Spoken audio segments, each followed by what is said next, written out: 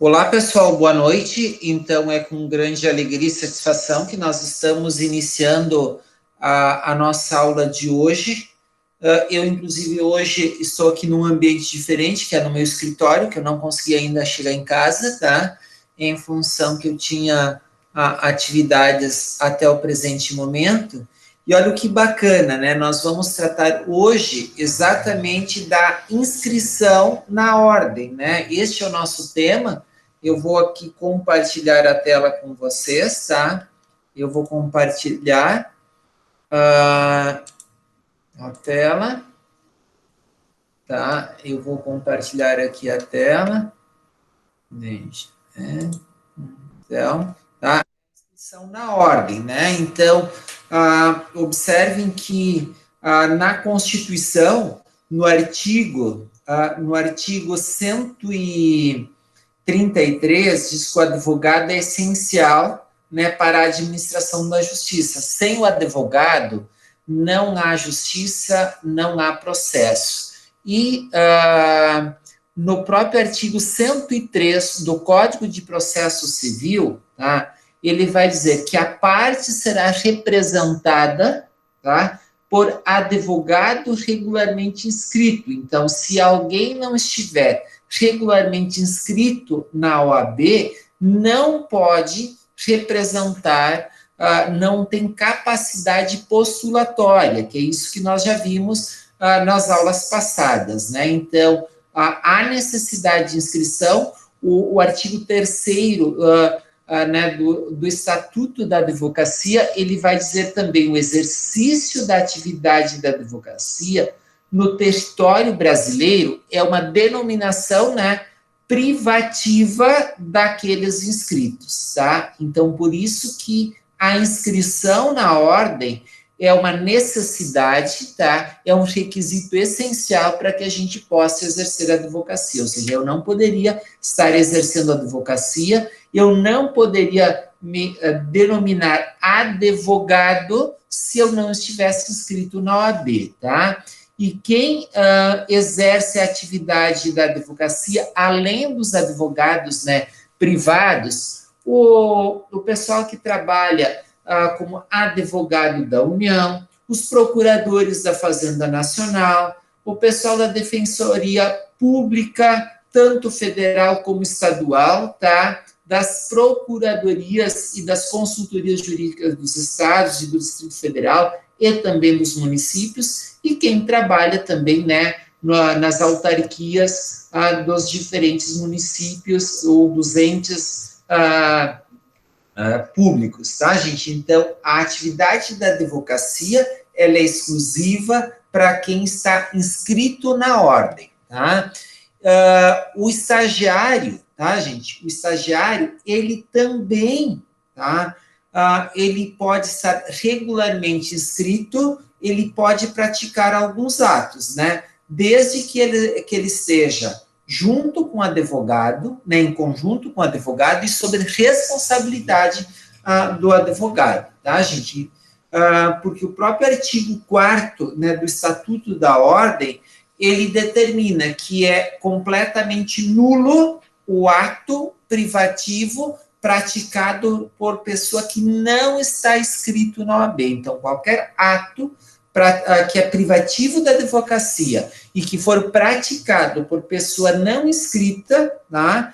Este ato é nulo, tá? Da mesma forma, gente, são nulos atos praticados por advogado impedido, suspenso ou licenciado, né, por exercer uma atividade que é incompatível com a advocacia, né? Por exemplo, se alguém é advogado e é eleito, no caso, prefeito, governador ou presidente da república ou algumas outras atividades, quer dizer, ele precisa se licenciar porque a sua atividade é incompatível, tá? Então, é exatamente isso que a gente passa a tratar agora, tá?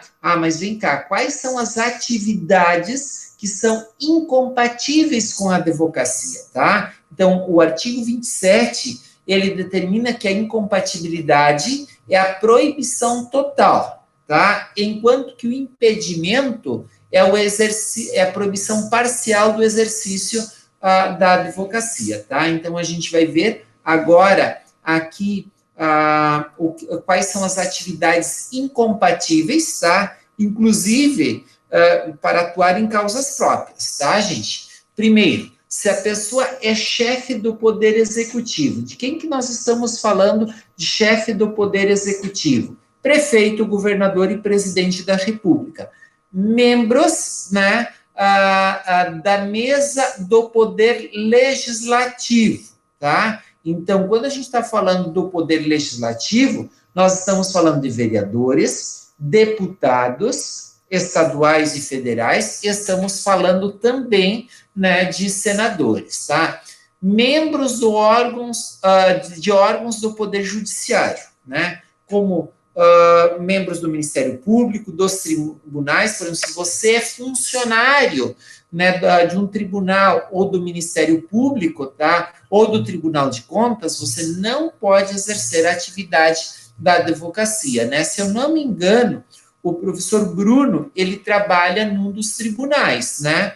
Eu acho que é do Tribunal de Conta. Pelo fato dele estar no Tribunal de Conta, ele é impedido, né, de exercer a advocacia, porque a atividade dele é incompatível, tá? Ocupantes de cargos e funções de direção, né?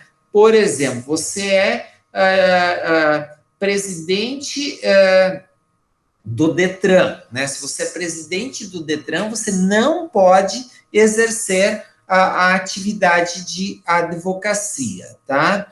Aqui, você é tabelião ou você é registrador, tá? Também não pode exercer a atividade, ou é registrador substituto, não pode exercer a atividade da advocacia, tá?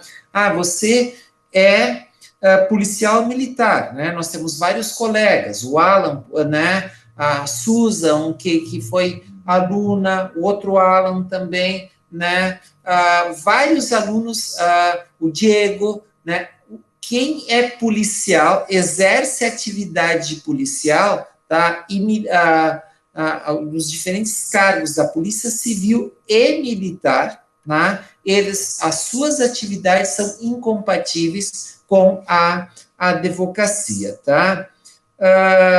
Se você também é responsável, né, você ocupa um cargo, por exemplo, de arrecadação na Fazenda Municipal, na Receita Estadual ou na Receita Federal, também essa atividade é incompatível, tá?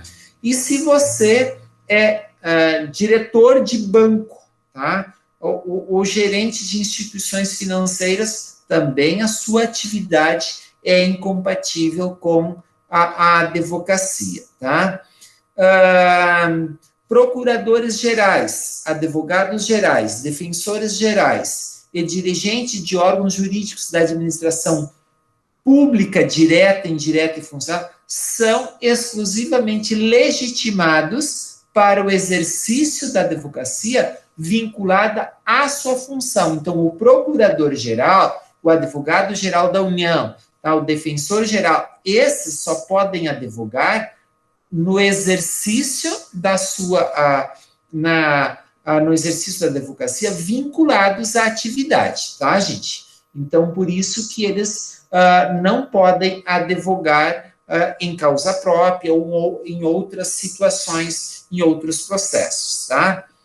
Aqui também são impedidos, tá? Então, nós vimos que a pessoa que exerce atividade incompatível, ela não pode, de forma alguma, exercer a advocacia. Quem é impedido, ele está impedido para algumas situações que a gente passa a ver agora, tá? Que está no artigo 30, são impedidos de exercer a advocacia, tá? Os servidores da administração direta, indireta e fundacional contra a fazenda pública. Por exemplo, se você é servidor, né, você é servidor da Prefeitura de Gravataí, você não pode advogar contra a Prefeitura de Gravataí, tá? Da mesma forma, quem é membro do Poder Legislativo, né, nos diferentes níveis, não pode advogar contra ou a favor, tá? De empresas públicas, sociedade de economia mista, fundações públicas, tá? Concessionárias, tá? Não podem exercer, tá? Não estão inclusos aqui, gente, os docentes dos cursos jurídicos, né? Os docentes dos cursos jurídicos, vou dar um exemplo, tá? Se você é docente do curso de Direito da Universidade Estadual, você pode advogar contra o Estado, não há nenhum problema nesse sentido, tá? Falamos sobre as incompatibilidades, os impedimentos, agora a gente vai falar das condições, né, para que você possa se inscrever na ordem, né? Aí nós vamos encontrar lá no artigo 8º, tá? Capacidade civil é você ter, poder exercer todos os atos, né, para a vida civil. Diploma, né, de graduação em Direito, tá? De instituição de ensino, tá? Oficialmente autorizada e credenciada, quer dizer que o curso, ele precisa ser reconhecido, né, pelo MEC, tá? Título de eleitor, equitação do serviço militar, ser brasileiro, e título de eleitor para todos, equitação do serviço militar para homens, né? Aprovação no exame da ordem, então olhem aqui, gente, isso é bem importante, a aprovação, então por isso da necessidade da prova da ordem, não exercer atividade incompatível com a advocacia, idoneidade moral, isso quer dizer que você precisa provar que você é uma pessoa honesta, tá? Você vai ter que retirar né, antecedentes né, policiais, antecedentes criminais, provar que você tem boa idoneidade, tá? E prestar compromisso perante o conselho. Esse é o ponto mais tranquilo, tá, gente? Quem é que não atende ao requisito da idoneidade moral, né? Quem tiver sido condenado por crime infamante, tá? Salvo se reabilitado de forma judicial, tá, gente? Então, é essa pessoa que não atende, tá? Para a inscrição do estagiário, tá? Observem que nós temos praticamente aqui os mesmos requisitos, exceto o diploma e a aprovação na ordem, né? Claro que tem muita gente que já está no final de curso e que já fez a prova da ordem, tá? E ter sido admitido em estágio profissional de advocacia, né? Então, você precisa provar que está inscrito, né, admitido em estágio profissional de advocacia, né? E aqui, gente, nós vamos ter aonde é que você pode exercer a profissão de estagiário, tá? Com duração de 2 anos, então por isso que você pode fazer estágio durante 2 anos no fórum, na defensoria pública, no escritório de advocacia, no próprio Ministério Público, tá, gente? Então, por isso que o estágio profissional de advocacia, com duração de 2 anos, realizado nos últimos anos do curso jurídico, pode ser mantido pelas respectivas instituições de ensino superior, né, pelos conselhos da OAB, ou por setores, órgãos jurídicos e escritórios de advocacia, né, credenciados pela OAB, tá, gente? Então, por isso que aqui você pode fazer também em escritórios de advocacia. A inscrição do estagiário é feita no conselho seccional, tá? Então, é bem interessante a gente agora distinguir o que é o conselho seccional e o que é a subseção da OAB, né? A subseção da OAB é ali a unidade de Gravataí, aqui de Sapucaia do Sul, de Esteio, Novo Hamburgo e assim por diante, tá? O conselho ou a seccional da OAB, ela está vinculada ao estado do Rio Grande do Sul. Então, aqui, o conselho seccional, nós estamos falando, né, da OAB do estado do Rio Grande do Sul, tá? O aluno de curso jurídico que exerce atividade incompatível com a advocacia pode frequentar o estágio ministrado pela respectiva instituição de ensino. Então, por exemplo, quem é policial só pode fazer estágio aonde? No MPJ, não pode fazer estágio em outro lugar, tá? Da mesma forma, se alguém é funcionário do foro, tá? Só pode, ou do Ministério Público, só pode fazer aonde? No núcleo de prática jurídica, tá? Onde é que você vai fazer a inscrição na ordem, tá? A inscrição, claro que você pode entregar todos os documentos ali na unidade de Gravataí, que eles vão remeter para o conselho da seccional, que fica em Porto Alegre, tá? Então, você vai receber a carteirinha da ordem, né? Então, a carteira da ordem, tá? Que este documento aqui, tá, gente? É este documento aqui, ele vai ser emitido, tá? É este documento aqui, ele vai ser emitido por quem? Ele vai ser emitido pelo Conselho Seccional, que é a OAB do Estado do Rio Grande do Sul, que é onde você pretende estabelecer domicílio profissional. Por exemplo, se eu pretendo estabelecer domicílio profissional em Santa Catarina, tá? E não aqui no Rio Grande do Sul, e eu estou me informando agora, é lá que eu preciso encaminhar a carteira da OAB, tá? Porque eu não posso ter aqui domicílio profissional aqui na seccional do Rio Grande do Sul e atuar em Santa Catarina. Eu até posso atuar até 5 processos anuais, tá? Que a gente já vai ver na sequência, mas aí eu preciso fazer uma nova inscrição lá se eu passar a atuar mais de 6 processos a mais por ano, tá? Então, considera-se domicílio profissional a sede principal da atividade de advocacia, né? Por exemplo, eu tenho domicílio aqui em Sapucaia, porque aqui que é o meu escritório, aqui que ele está, sediado, tá? O advogado, tá? Deve promover a inscrição suplementar nos conselhos seccionais em cujos territórios passar a exercer habitualmente a profissão, tá? Mais de 5 causas por ano. Então, por exemplo, eu sou vinculado a seccional aqui do Rio Grande do Sul. Se eu passar a ter mais de 5 processos em Santa Catarina, lá que eu preciso fazer a inscrição, tá? No caso de mudança efetiva de domicílio profissional para outra unidade federativa, por exemplo, se eu quero me transferir para Santa Catarina, Paraná ou qualquer outro São Paulo, eu preciso requerer a transferência da inscrição, né, lá naquele conselho, lá em Santa Catarina ou no Paraná, para onde eu me transferir, tá? O conselho seccional deve suspender o pedido de transferência ou de inscrição suplementar ao verificar a existência de vício ou ilegalidade na inscrição principal, né? Então, por exemplo, eu preciso estar bem inscrito aqui no estado do Rio Grande do Sul, tá? Se eu quero, né, ter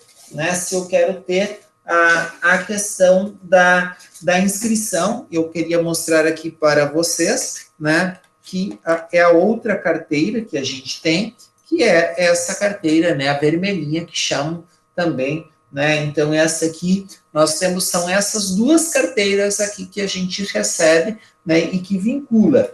E aqui nessa carteira, tá, gente, tem os meus dados, tá, e tem aonde é que eu estou inscrito, tá, que eu estou inscrito na seccional aqui do Rio Grande do Sul. É aqui que a gente tem as informações. Qualquer alteração, isso é muito parecido com aquilo que nós chamamos a CTPS, que daí seria alterado, né, para outro estado, é feito ali no o registro na própria carteira que a gente tem da OAB.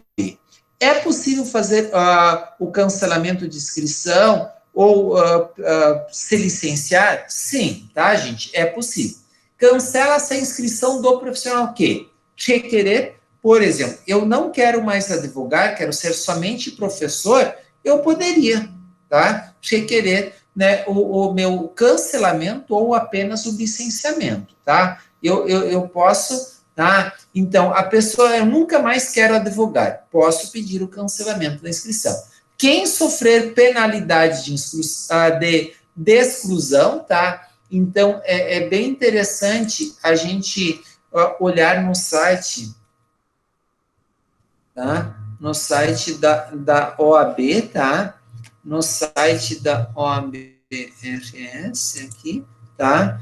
Então, a gente logo identifica aqui que tem colegas que foram excluídos, tá, gente? Então, isso, deixa eu ver aqui. Será que eu entrei num outro site?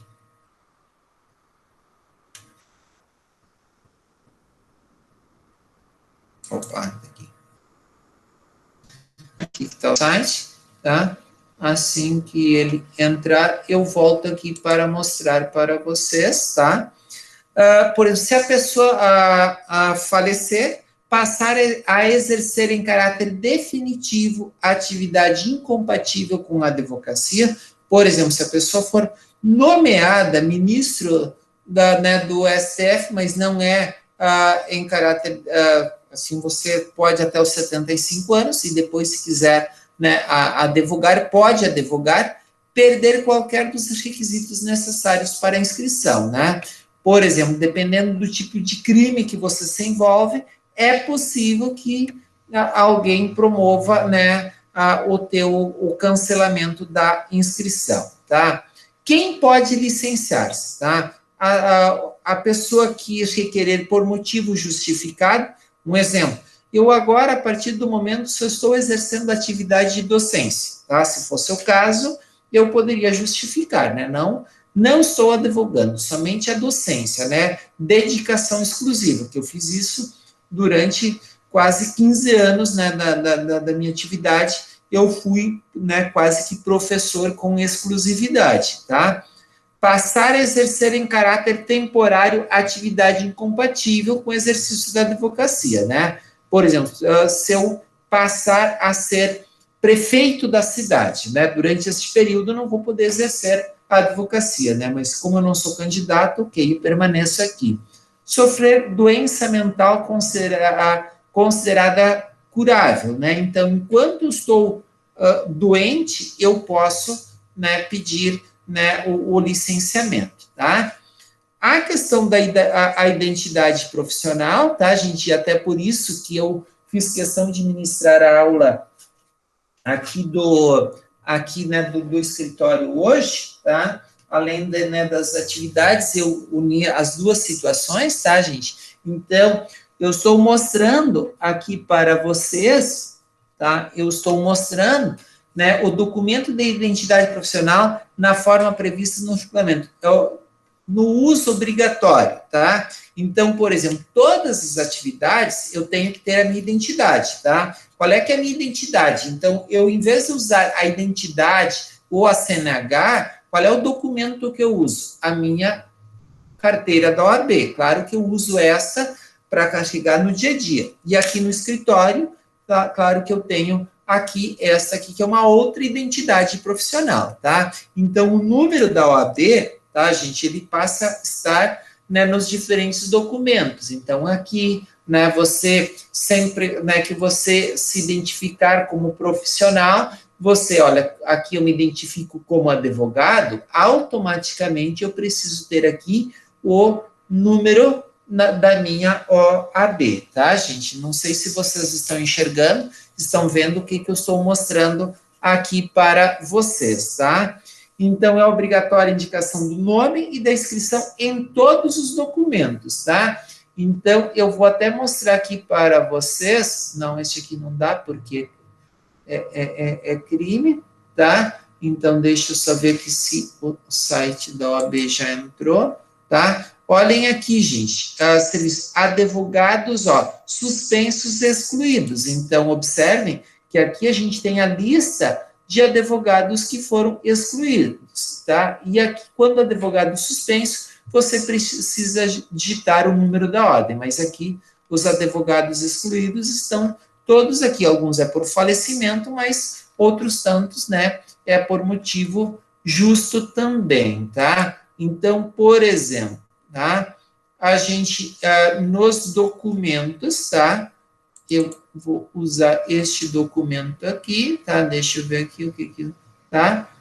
Então, observem que nos documentos, tá? Nos documentos, você vai sempre colocar, né, a tua identificação, né, nas petições, nas procurações também, nas procurações, deixa eu aqui, eu já estou, tá? Deixa eu ver aqui, nas procurações, tá? Nas procurações, também você sempre vai, deixa eu ver, então, ok? Aqui, ó, né, você sempre vai usar a tua identificação, tá, gente? Deixa eu pegar aqui uma procuração, tá? Né? Eu vou pegar aqui, tá? Eu vou pegar aqui, procuração, você sempre vai ter os seus dados e toda a tua identificação, né? Então, aqui, tá, gente? Eu peguei essa aqui, tá? Aqui, eu peguei aqui, tá? Então, observem que aqui, ó, você vai colocar sempre os dados, tá? E as informações e o número da OAB, né? Então, essa é uma informação que você sempre vai usar, que é o nome e o número da inscrição em todos os documentos, nas petições, né? Então, por exemplo, aqui, ó, na petição, tá? Lá no final, tá? Você vai colocar, ó, né? Em todos os documentos você vai colocar o nome e o número da OAB, que vai se identificar, tá? É vedado anunciar ou divulgar qualquer atividade relacionada com o exercício da advocacia ao uso ou expressão escritório de advocacia sem indicação expressa do nome, tá? Do nome e do número da inscrição dos advogados. Então, por isso, né, gente, então, se eu estou usando aqui no meu cartão, né, que este é o mesmo logo que está aqui atrás, né, na fachada do escritório, né? Então, ali na fachada do escritório, o mesmo logo, e tem abaixo o número da OAB. Então, isso é sempre obrigatório constar em todas as atividades, tá bem, gente?